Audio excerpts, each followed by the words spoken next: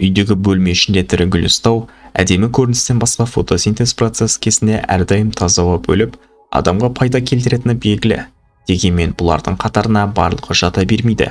Кейбір гүлдер сырт көзге әдемі болса да, оны бөлме ішінде өсіру адам өміріне қауіп келтіреді. Сондай гүлдердің тізімін бүгінгі видеода айтып өтетін боламын. Фиалка өте ерекше гүлдердің бірі. Таяз жасыл жапырақтарының арасынан гүлдері бой көтеріп шыққанда, әдемі көкшөптің арасындағы бой көтерген гүлдердің көрінісін береді. Фиалканың сан алуан түсті түрлері кездеседі.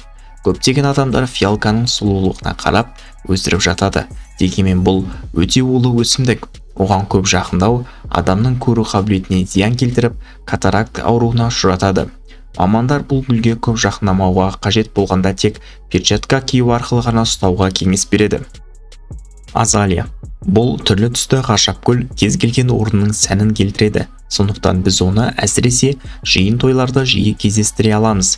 Дегенмен бұл әдемі гүл улы шырын бөледі. Егер ол ішке кірсе, дереу адамды улап, жүрегіне әсер етіп, қалыпты жағдайды бұзады. Сондай-ақ бас ауыртып, құсыртып, әлсіздікке душар етеді.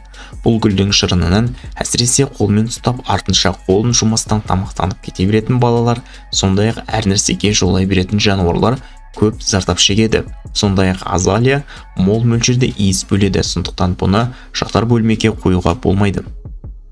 Кактус трихоцериус.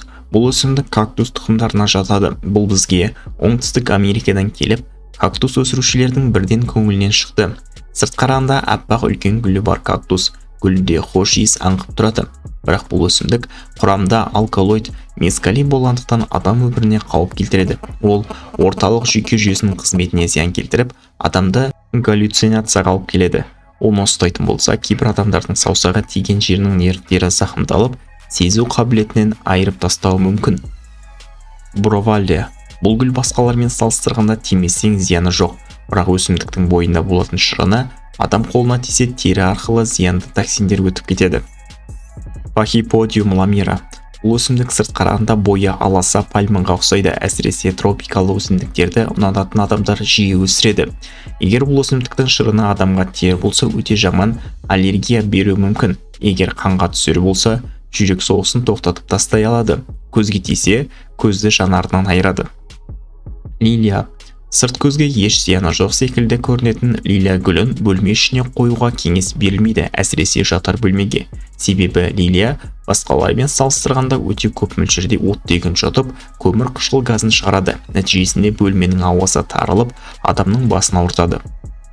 Дифенбахия. Бұл сары жасыл жапырақты өсімдік, әсіресе лоджия мен балкондарда көп қойылады.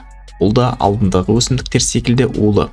Кішкентай бала оның жапырағына қызығып, аузына тигізетін болса, уланып қалады. Егер бұл өсімдіктің жапырағы не сабағы жарақаттанса, сол маңға шырын жиналады. Егер ол шырын адам терісіне тиер болса, теріні күйдіреді. Достар, видеоны ұнаса, каналға тіркелуді ұмытпаңыздар.